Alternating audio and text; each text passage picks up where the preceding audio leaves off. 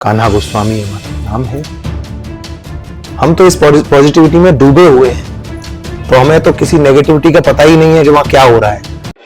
अच्छा, राधा रानी का जन्म बरसाने में नहीं हुआ? नहीं, कहीं ससुराल नहीं है, उसकी बरसाने में ससुराल है। भगवान कृष्ण को कभी नंदगांव वासियों ने, ब्रजवासियों ने कभी भगवान नहीं माना। तो मंदिर की चाबियां होती है, जो द्वारकाधीश के मंदिर की चाबी है, मेन मंदिर की, वो चाबी उनके पास होती है। राधा जी के मंदिर पे राधा जी के पास रखी होती है। तो मंदिर खोल ले जाते हैं तो पहले राधा जी के यहाँ से परमिशन ली जाती है, चाबी ली जाती है, फिर द्वारकाधीश जी का मंदिर खुलता है। सेम ऐसी भोग के साथ भी होता है। जो भोग आते हैं मंदिर में, जो भोग बनते हैं, वो पहले राधा जी के पास जाते हैं, फिर कृष्ण जी के पास जाते हैं। ऐसा कहते हैं कि जो नंदगांव के मंदिर में दर्शन होते हैं वो विश्व में कहीं नहीं होते। और तृणावर्त आदि राक्षस जब नंद बाबा को तंग करने लगे तो नंद बाबा गोकुल को छोड़कर भगवान कृष्ण को 2 साल और 3 दिन की अवस्था में नंदगांव लेकर आए थे। श्राप दिया हुआ था कि हमारे यहाँ कंस या कंस का भेजा हुआ कोई भी राक्षस नंदगांव की सीमा में नहीं आएगा।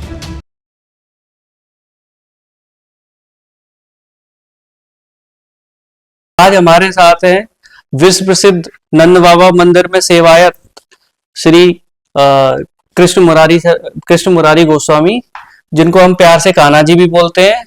और ये हमें नंदगांव की परंपराओं और पुरानी बातों और पुरानी कहानियों, जो कि सबको नहीं पता है, उसके बारे में बताएंगे। तो आइए, राधे राधे कान्हा जी। राधे राधे। आपका नाम भी कान्हा है जी। तो हम आपको ऐसी कान्हा के हिसाब से संबोधित करेंगे। तो आप शुरुआत करते हो, तो आप अपना परिचय दीजिए कि नंदगांव से आपका क्या कनेक्शन है। देखिए, वैसे तो परिचय हम क्या ही दें आपको। हम लोग नंदगांव मंदिर जो है नंद बाबा का, उस मंदिर के ही सेवायत हैं। हम लोग पुजारी हैं उसी मंदिर के। कान्हा गोस्वामी हमारा नाम है, वही निवास कर रहे हैं ठाकुर जी के श्री चरणों में। यही हमारा छोटा सा परिचय है। तो आप नंदगांव में रह रहे हो, तो आपको क्या अलग से फील होता है कि लोग नंदगांव कुछ तो आ नहीं पाते हैं, कुछ नहीं रहते, तो उसमें अलग फीलिंग क्या आती है कि नंदगांव में ही रह रहे हो आप? क्या मतलब, क्या अलग से कोई एनर्जी मिलती है? देखिए, फीलिंग और ये तो एक अलग लेवल का विषय है। आप आए, आपको कैसा लगा यहाँ करके? हमें तो बहुत पॉजिटिव एनर्जी मिली है यहाँ पे, मतलब बहुत पॉजिटिव हो गए। तो अब एक बात बताइए, नकारात्मकता ही नहीं है। आपको आते ही यहाँ पॉजिटिविटी मिली। हम तो इस पॉजिटिविटी में डूबे हुए हैं, तो हमें तो किसी नेगेटिविटी का पता ही नहीं है कि वहां क्या हो रहा है।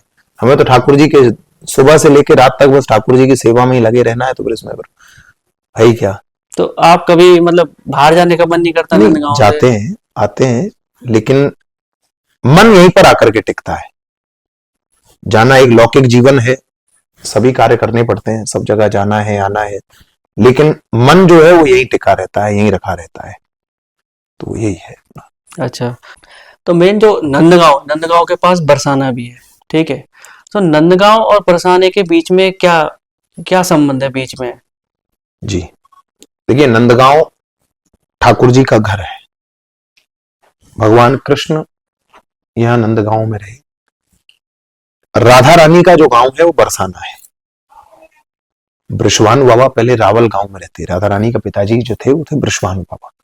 वो पहले रावल गांव में रहते थे। वो रावल को छोड़ करके बरसाना आकर के बसे।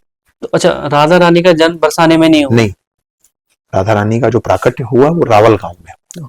रावल से बृषभानु बाबा फिर बरसाना आकर के बसे। ऐसे ही नंद बाबा गोकुल में रहते थे, तो नंद बाबा गोकुल को छोड़ करके नंदगांव आकर के रहे। तो राधा और कृष्ण का जो परस्पर संबंध वो आज भी नंदगांव बरसाने के नाम से ही जाना जाता है। कभी आपने नहीं सुना होगा रावल वाली राधा, ज्यादातर लोग बरसाने वाली राधा ही कहते हैं। आई थिंक रावल तो जानते लोग, बहुत कम लोग जानते हैं। जी। तो नंदगांव और बरसाना का जो परस्पर संबंध है वो श्री राधा और कृष्ण का ही संबंध है। राधा हमारे यहाँ के नंदगांव में कह देते हैं कि बरसाने में असल ससुराल हमारो न्यारो नातो, और कीरत के कन्या भई यशोदा के है गयो लाल हमारो न्यारो नातो। तो बरसाने से जो हमारा जो नाता है वो एकदम एक अलग है। हम लोग हंसी अपने आपस में जब ब्रजवासी लोग मजाक करते हैं तो ये कहते हैं जिसकी कहीं ससुराल नहीं है उसकी बरसाने में ससुराल है, क्योंकि हमारे लाला की ससुराल है और ठाकुर जी की ससुराल है। भगवान कृष्ण को कभी नंदगांव वासियों ने, ब्रजवासियों ने कभी भगवान नहीं माना, उसको अपना सखा ही माना है। तो सखा वो हमारे लाला की ससुराल है, जब हमारे मित्र की ससुराल है तो हमारी भी ससुराल है। तो इसी भाव से नंदगांव और बरसाने का जो परस्पर संबंध है वो इसी भाव से आज भी चला आ रहा है। वो एक ही संबंध है राधा और कृष्ण का। उसके अलावा आज भी हम लोगों में जैसे आपस में कहीं भी ना बरसाने की लड़की नंदगांव में ब्याही जाती है, ना नंदगांव की लड़की बरसाने में ब्याही जाती है। सिर्फ एक ही संबंध चला आ रहा है राधा और कृष्ण का, और उसी संबंध से हम लोगों की वहां ससुराल भाव से बरसाना जो है, बरसाने में आप समझ रहे, बरसाना बरसाने से वर्षा होती है। अच्छा, ब्रज में आने की जो पात्रता जो प्रदान करती है वो श्री राधा रानी प्रदान करती है। पात्र कौन पात्र है कौन नहीं। अब आप दूसरे तरीके से देखें, अगर कहीं कोई कुछ प्रसाद बट रहा है, उसको हाथ में तो आप लेने से थोड़ा सा, जब कहीं रस बट रहा है तो और ब्रज में आने को जिसको रस चाहिए वही आएगा। तो ब्रज में जो रस बटता है उस रस को लेने के लिए कोई पात्र चाहिए, और वो पात्र जो मिलता है वो बरसाना से मिलता है। अच्छा, जो पात्रता है वो बरसाने से मिलती है, जो पात्र मिल रहा है उस पात्र को लेकर के ही जब कहीं जाओगे तभी उस रस की प्राप्ति हो सकती है। अन्यथा श्री राधा रानी की कृपा के बिना उस रस की प्राप्ति हो ही नहीं सकती है। ये बात। तो अभी हम गए थे पिछले साल वहां गए थे द्वारका, जो भेड़ द्वारका और द्वारका है वहां पे गुजरात में, जो 4 धाम में से एक धाम है। तो वहां पे उनके पुरोहित ने हमको बताया था कि जो मंदिर की चाबियां होती है, जो द्वारकाधीश के मंदिर की चाबी है, मेन मंदिर की, वो चाबी उनके पास होती है, राधा जी के मंदिर पे राधा जी के पास रखी होती है। तो मंदिर खोल ले जाते हैं तो पहले राधा जी के यहाँ से परमिशन ली जाती है, चाबी ली जाती है, फिर द्वारकाधीश जी का मंदिर खुलता है।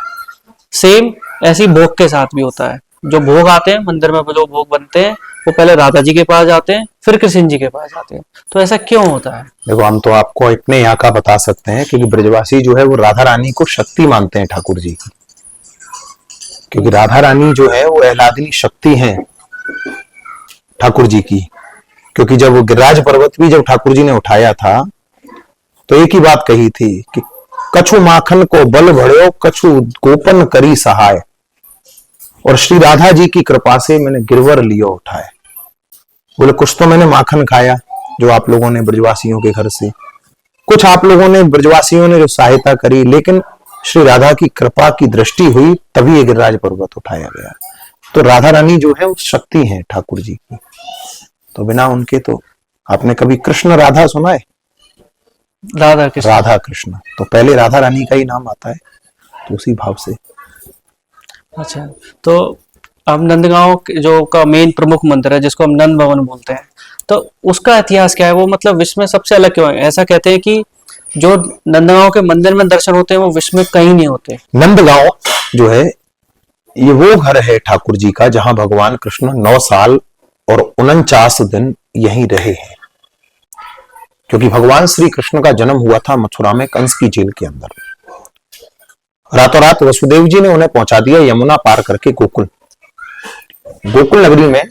जब पूतना, सक्टासुर, अघासुर, बकासुर, तृणावर्त आदि राक्षस जब नंद बाबा को तंग करने लगे तो नंद बाबा गोकुल को छोड़कर भगवान कृष्ण को 2 साल और 3 दिन की अवस्था में नंदगांव लेकर आए थे। यहां पर हमारे नंद बाबा के गुरुजी थे शांडिल्य ऋषि। उन्होंने कृष्णावतार से पहले यहां तपस्या की थी और यहां श्राप दिया हुआ था कि हमारे यहां कंस या कंस का भेजा हुआ कोई भी राक्षस नंदगांव की सीमा में नहीं आएगा। अगर आएगा तो गांव की सीमा के बाहर पत्थर हो जाएगा। तो नंद बाबा ने जब यहां सुरक्षित स्थान देखा तो नंद बाबा भगवान कृष्ण को लाकर के यहां रहे। नंदगांव का जो पहले नाम हुआ करता था वो होता था आनंदपुर। तो नंद बाबा भगवान को लाकर के यहां रहे, उसके बाद में इस गांव का नाम पड़ा नंदगांव। तो यहां भगवान कृष्ण रहे हैं। ये मुख्य क्रीड़ा स्थली है ठाकुर जी की। 2 साल 3 दिन गोकुल रहे और 9 साल 49 दिन भगवान कृष्ण ने यहीं से सारी बाल लीलाएं करी। तो ये मुख्य घर है ठाकुर जी का नंदगांव। और मेन मंदिर नंद भवन जिसको बोलते जी, नंदगांव वही जहां पे आज मंदिर बना हुआ है, स्थान वही है। इसको बाद में मंदिर के रूप में चेंज किया गया और धीरे धीरे समय समय के हिसाब से रिनोवेशन होती रहती है। तो ये बहुत पुराना मंदिर है जी। अब दूसरा प्रश्न इसमें था मेरा कि जो नंद बाबा मंदिर में हमारे दर्शन होते हैं वो विश्व प्रसिद्ध दर्शन है, ऐसे दर्शन कहीं नहीं होते। जी बिल्कुल। उसमें ऐसा क्या मतलब हमारे यहाँ different कह है? देते हैं एक बार अयोध्या, 2 बार द्वारका और 3 बार त्रिवेणी में जाकर के नहाओगे, 4 बार चित्रकूट, 9 बार नासिक और 12 बार बद्रीनाथ घूम कर आओगे, कोट बार काशी, केदारनाथ, रामेश्वर, गया, जगन्नाथ आदि तीर्थ करके आओगे, पर होते हैं दर्शन प्रत्यक्ष श्याम सुंदर के, तो नंदगांव जैसा आनंद कहीं नहीं पाओगे। क्यों नहीं पाओगे? क्या विशेषता है नंदगांव की? आप लोग संसार में जहां भी दर्शन करोगे वहां पर बलराम जी का गोरे रंग में दर्शन करोगे, और बलराम जी कहीं पर भी वंशी नहीं बजाते हैं, क्योंकि बलराम जी जो है वो हलधारी है। लेकिन हमारे यहाँ जब आप दर्शन करोगे तो आप ये नहीं पहचान सकते इनमें से कौन कृष्ण है और कौन बल। यहाँ दोनों भाई वंशी बजाते हैं, दोनों भाइयों का श्याम वर्ण में दर्शन। ऐसा क्यों? ऐसा क्यों है? इसके यहाँ 2 भाव है। पहला भाव है बड़े भाई का कर्तव्य होता है छोटे भाई की रक्षा करना।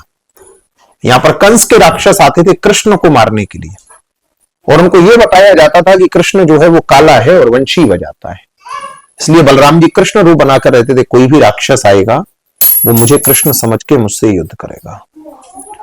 और दूसरा भाव है बलराम जी कृष्ण भगवान को चिढ़ाते थे। आपने एक सूरदास जी का पद सुना होगा, मैया दाऊ मोए खिजायो, मूसो कहे मूल को लीनो तू यशमत कब जायो, और गोरे नंद यशोदा गोरी तू कथ कारो आयो। बलराम जी कृष्ण भगवान को चिढ़ाते थे कि मैं गोरा, मेरी मैया गोरी, मेरे बाबा गोरे, तू यशोदा मैया का जाया हुआ नहीं है, तू तो हमने पैसे देकर के मोल खरीदा है। तो हमारे यहाँ दोनों भाइयों ने, यशोदा मैया ने दोनों भाइयों का झगड़ा शांत करने के लिए कह दिया मेरे लिए तो तुम दोनों ही कलुआ बलुआ एक जैसे हो। तो हमारे यहाँ दोनों भाइयों का एक ही जैसा लकुट बंसी, सब एक ही जैसा श्रृंगार धारण होता है। आप पहचान ही नहीं पाओगे कौन कृष्ण है और कौन बलराम। अच्छा, मतलब इसका प्रमुख कारण था कि मतलब राक्षसों से बचाने के लिए जी दोनों को। दूसरा, नंदगांव में आपको पूरे परिवार का दर्शन मिलेगा ठाकुर जी के। नंद बाबा, यशोदा मैया, कृष्ण बलराम, राधा रानी। अच्छा, दूसरी विशेषता नंदगांव के दर्शनों की क्या है? आप जहां भी दर्शन करोगे वहां राधा और कृष्ण का युगल जोड़ी में दर्शन करोगे।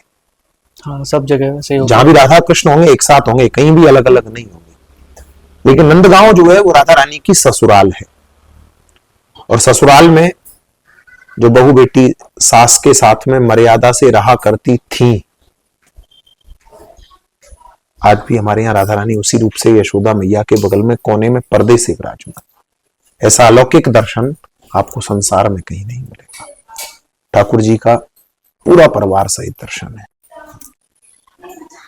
ठीक है, हमारे यहाँ पूरे परिवार का दर्शन है ठाकुर जी का। नंद बाबा, यशोदा मैया, कृष्ण बलराम, राधा रानी और भगवान के मित्र श्री दामा, मधुमंगल, रेवती जी, रोहिणी जी, पूरे परिवार का दर्शन है। जैसे आप जब तभी दर्शन करेंगे तो दाईं तरफ में जो सबसे बड़े हैं पगड़ी बांधे हुए वो नंद बाबा है, बाईं तरफ में जो बड़ी वाली है वो यशोदा मैया है, बीच में है कृष्ण और बलराम। मैया की तरफ कृष्ण है और बाबा की तरफ के बलराम है। जिस प्रकार से हम आप लोगों के घर में अधिकांशतः एक छोटे बेटे पे माता का प्यार अधिक होता है और बड़े बेटे पर पिताजी का प्यार अधिक होता है, हमारे यहाँ भी दोनों भाई उसी रूप से विराजमान। यशोदा मैया के पास कृष्ण है और नंद बाबा के पास बलराम। वहीं यशोदा मैया के कोने में राधा रानी है। हमारे यहाँ राधा रानी की ससुराल है, इसलिए तो कोने में मर्यादा से।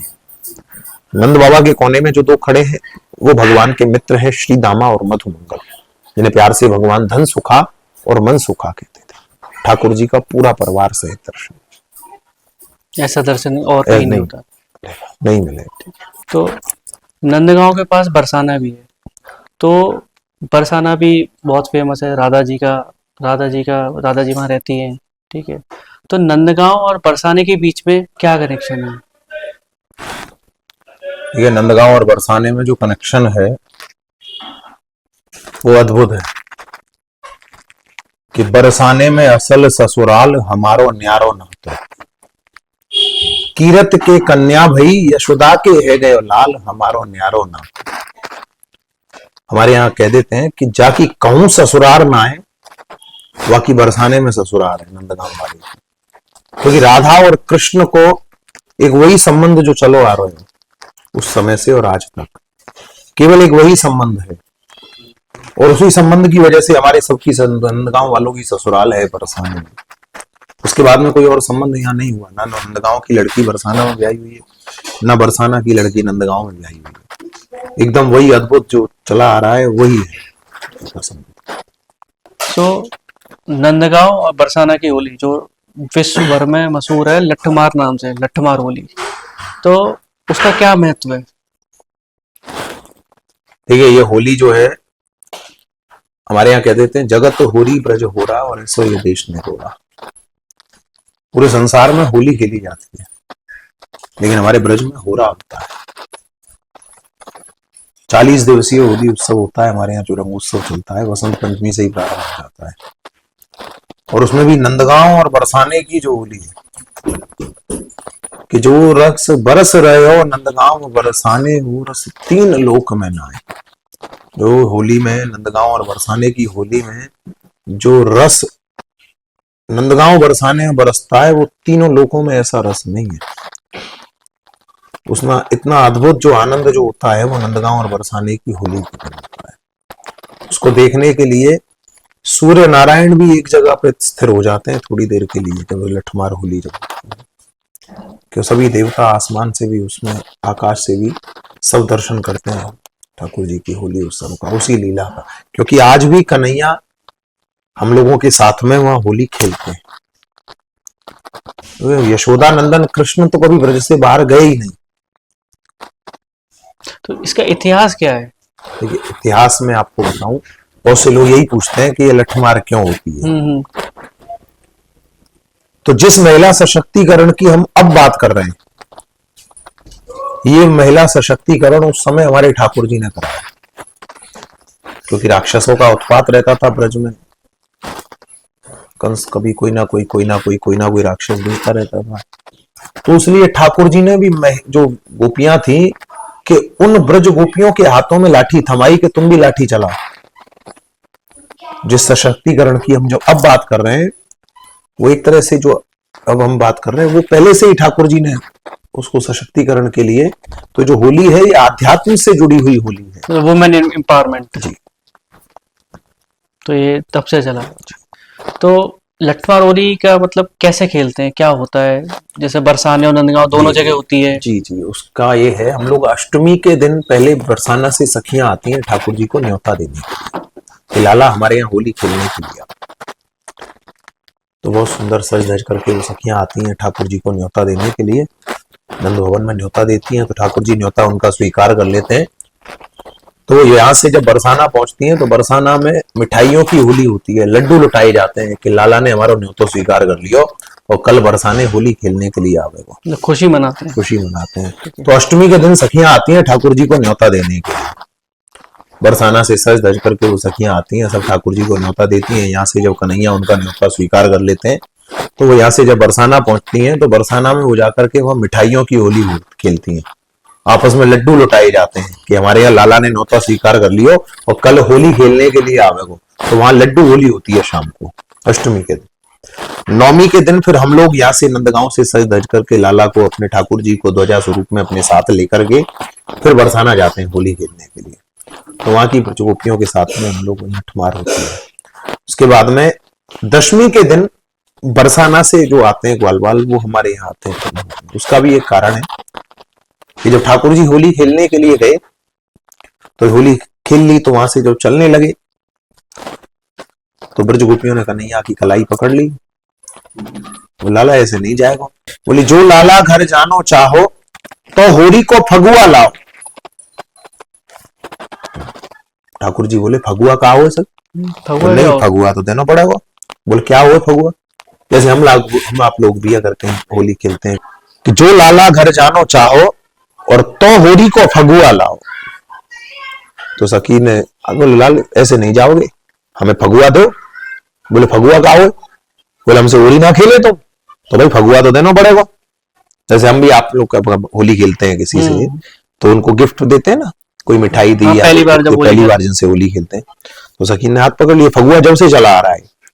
तो ठाकुर जी ने कही सखी हमें ये तो ना पता ही भाई फगुआ भी देना है, तो एक काम करो कल तुम नंदगांव आओ, हम तुम्हें वही फगुआ देंगे। ठाकुर जी ने बोला। तो दशमी के दिन बरसाना से जो वाल आते हैं वो सब सखी भाव में ही आते हैं। जब हम लोग नंदगांव से जाते हैं तो सब पटका ओढ़ के जाते हैं।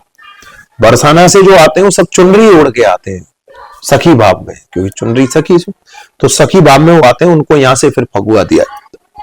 यहाँ पे ठाकुर जी हम श्री कृष्ण को बोल रहे हैं। हाँ बिल्कुल बिल्कुल, हमारे यहाँ ब्रज भाव में ब्रजवासी भगवान कृष्ण को कभी भगवान माने ही नहीं, लाला सखा ठाकुर जी, बस यही भाव से बोलते हैं। ये उनका भाव है, मतलब अपनापन। जी। तो जो फगुआ होता है, गिफ्ट होता है, तो वो इधर आते हैं, बस यहाँ से लेकर, तो इसलिए वो खेलने आते हैं। जी जी। तो वो जाती है नंदगांव की होली। अगला हमारा प्रश्न है, जैसे प्रेमानंद जी।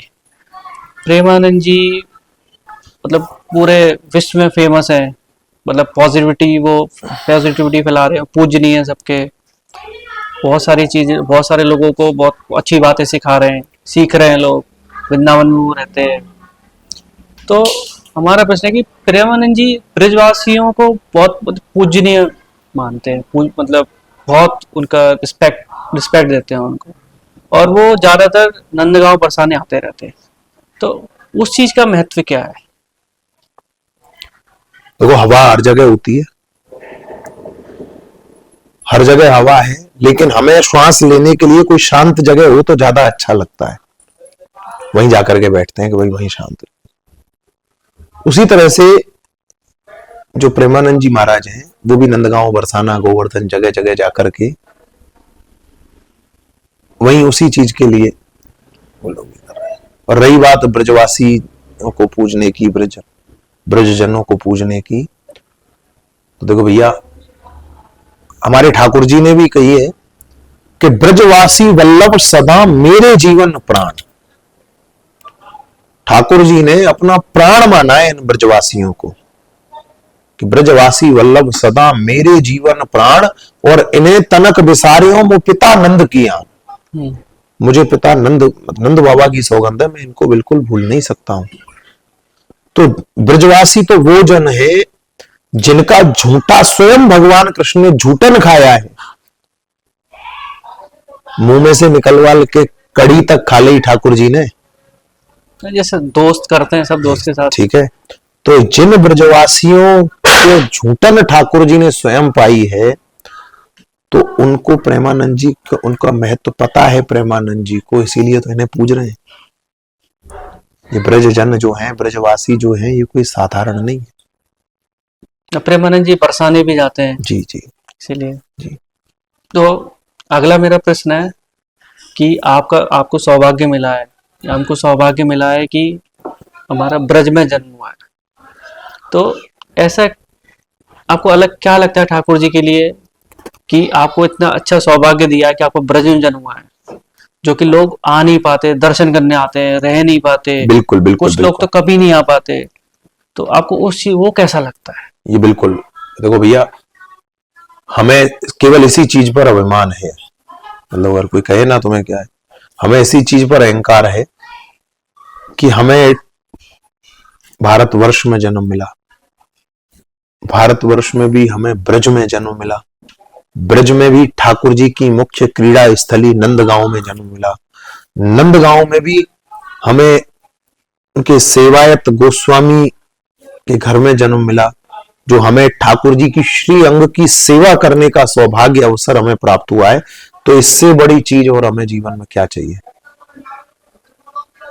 इस चीज का तो हमें अपने ऊपर अभिमान है। तो ये तो बहुत अच्छी बात है कि इतना सौभाग्य मिला है। तो आप लोग भी ब्रज में आइए और आपको बहुत बड़ी पॉजिटिव एनर्जी मिलेगी। अगर नंदगांव में पहली बार कोई आए तो उसको कहाँ दर्शन करने चाहिए, क्या क्या है? जैसे नंद भवन है, और क्या है नंदगांव में दर्शन करने के लिए? वैसे तो नंदगांव में बहुत स्थल ही है, टेर कदम है, आशीश्वर महादेव है, कृष्ण कुंड है, मोती कुंड है, पावन सरोवर है, चरण पहाड़ी है, वृंदा देवी मंदिर है, उद्धव क्यारी है, हाउ बिलाऊ भी है, यशोदा जी का मटका भी है, बहुत ऐसे बहुत स्थल है नंदगांव में, सब जगह आप जा सकते हैं। बहुत प्राचीन प्राचीन स्थल है, ठाकुर जी की सब लीला स्थली है, बहुत सारे दर्शन। जैसे हमने सुना टेर कदम, आशीश्वर, तो इनका क्या महत्व है? देखिए, आशीश्वर महादेव जो है, भगवान के नंदोत्सव के समय जब शंकर जी दर्शन के लिए आए थे, तो यशोदा मैया ने शंकर जी को दर्शन नहीं दिया था, आपने शंकर लीला सुनी होगी। हाँ। तो यशोदा मैया ने शंकर जी को दर्शन नहीं दिया कि आपके ऊपर कातर बिच्छू सांप लटकते हैं, हमारा छोटा सा कन्हैया है, आपके स्वरूप को देख के डर जाएगा, मैं आपको दर्शन नहीं कराऊंगी। तो पहली होती है त्रियाहट। अगर स्त्री कोई जिद पकड़ ले तो पूरी करा के मानती है।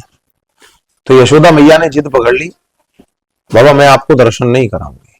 शंकर भगवान समझ गए मैया ने त्रियाहट पकड़ी है, दर्शन नहीं कराएगी। बोले कोई बात नहीं। दूसरी होती है योगी हट। अगर संत भी कोई जिद पकड़ ले तो वो भी पूरी करा के मानता है। तो भगवान शंकर जंगल में जाकर धूनी रमाकर बैठ गए, मैया चाहे कुछ भी हो जाए, मैं जब तक लाला के दर्शन नहीं करूंगा जब तक यहां से नहीं जाऊंगा। तो भगवान शंकर जंगल में जाकर विराजमान हो गए। तीसरी होती है बालहट। अगर बच्चा भी कोई जिद पकड़ ले तो वो भी पूरी करा के मानता है। तो यहां भगवान कृष्ण रोने लगे कि मेरा भक्त मेरे दर्शन के लिए आया और मैंने उसको दर्शन नहीं कराए। और यशोदा मैया खूब खेल खिलौना सब चीज दे रही है, लेकिन ठाकुर जी चुप नहीं हुए।